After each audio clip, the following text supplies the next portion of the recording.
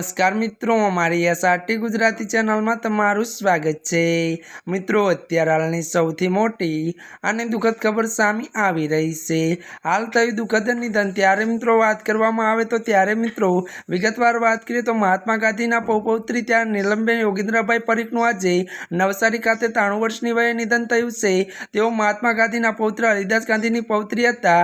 નીલમબેન નવસારી જિલ્લાના હલકા ત્યારે સોસાયટીમાં તેમના પુત્ર ડોક્ટર ત્યારે સમીર પરીખના ઘરે નિવાસ અને ત્યારે કરતા હતા। જો કે મિત્રો વધુ જણાવી દઈએ કે ત્યારે આવતીકાલે સવારે 8 વાગે તેમના નિવાસ સ્થાને અંતિમ યાત્રા નીકળશે અને તેમના અંતિમ સંસ્કાર વેરાવળ સ્મશાન ભૂમિ ખાતે કરાશે।